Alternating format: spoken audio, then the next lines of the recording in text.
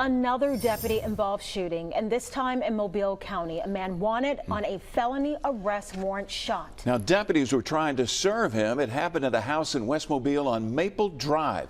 Fox 10 News' Lee Peck is there. Lee, an innocent victim was also injured, both sent to the hospital, right?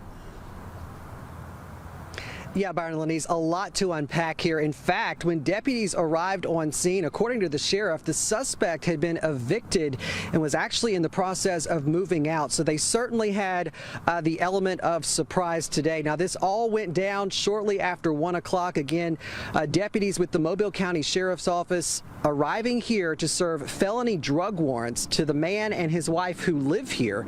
We're told the wife was not home, but the man was. In fact, he tried to make a run for it. Not only out the back door and through the backyard, but he tried to hop and scale the fence. Unsuccessful there. According to investigators, at that point, he turned around and pointed a gun towards the deputy. The deputy fired shots, hitting the suspect. It's still unclear how many shots were fired.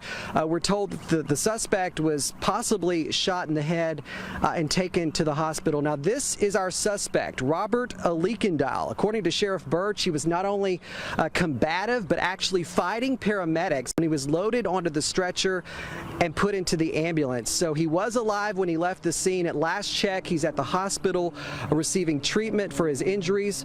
Also, the sheriff says the suspect, well known to law enforcement, also well known to neighbors here in the neighborhood who are speaking out tonight. Take a listen.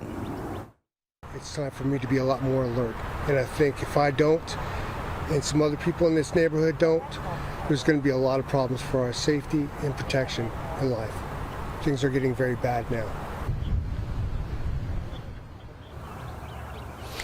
And when it comes to that innocent bystander, she was actually on the other side of the fence. According to the sheriff, a bullet from the deputy went through the fence, hit her car, and she was not shot, but they believe she was injured from flying glass. She was also taken to Providence Hospital, where she's expected to be okay. So, guys, just still a lot to unpack here. We can tell you from what we've heard from neighbors, they're actually relieved this all went down. They say there has been a lot of activity at this house in the last several weeks. So we have a lot more to tell you about and a lot more to unpack coming up tonight at 9 and 10. Reporting live on Maple Drive, Lee Peck, Fox 10 News.